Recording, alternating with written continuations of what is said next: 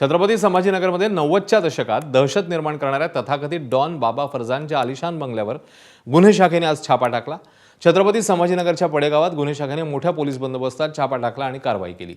या कारवाईत गुन्हे शाखेने तब्बल 5,26,29,00,000ची रोकड जप्त केली आहे, तर 6,530 जिवंत काडतुसही जप्त केली आहेत। कारवाईत गुन्हे शाखेने रोकड मोजण्याकरता मशीन्स मागवलेल्या, तर अधिकाऱ्यांनी आर्थिक व्यवहार, मालमत्ता आणि संबंधित कागदपत्रांची कसून तपासणी केली आहे। याशिवाय शहजाद भट्टीच्या युजर आयडीशी संपर्कात असलेल्या 15 जणांना एटीएसने ताब्यात घेतलं होतं, मात्र नोटीस देऊन त्यांना सोडण्यात आलं। यापुढे वेळोवेळी तपासाकरता हजर राहण्याच्या सूचना नोटीसमधून देण्यात आल्या आहेत।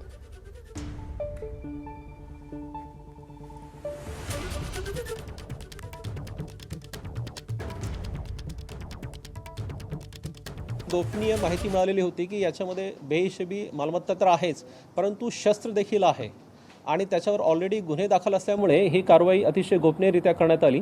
याच्यामध्ये आपल्याला पिस्टल्स, रायफल्स आणि मोठ्या प्रमाणामध्ये कारतुसांची संख्यासुद्धा जिवंत कारतुसे 6,350 कारतुसं जिवंत कारतुसं मिळालेली आहेत। 5,26,29,00,000 रुपये, त्याचप्रमाणे 6 वेपन्स, मोठ्या प्रमाणावरती तलवार, चाकू, गुप्ती, सोने आणि चांदे अशी मालमत्ता हस्तगत करण्यात आलेली आहे आणि त्या अनुषंगाने पोलीस स्टेशन छावणी या ठिकाणी गुन्हा दाखल करण्यात आलेला आहे। तर डॉन बाबा फरजानच्या घरात छाप्यादरम्यान मोठं गबाड सापडलंय। नेमकं काय काय सापडलंय ते बघूया। 5,26,29,560 रुपये रोख सापडले आहेत। याशिवाय 10, 50, 100 रुपयांच्या नोटा यामध्ये आहेत।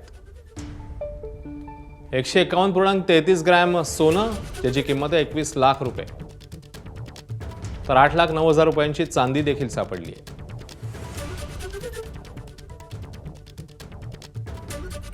विदेशी मद्याच्या बाटल्या देखील आहेत, ज्याची किंमत आहे 34,836 रुपये, तर 1 रिव्हॉल्वर, 2 पिस्तुलं, 4 रायफल, मॅगझिन, याशिवाय 12 बोरची 632 जिवंत काडतुसं, याखेरीज 25 धारदार हत्यारं देखील या बंगल्यामध्ये छाप्याच्या दरम्यान आढळलेली आहेत। CP+ कंपनीचं एक DVR मशीन देखील आहे।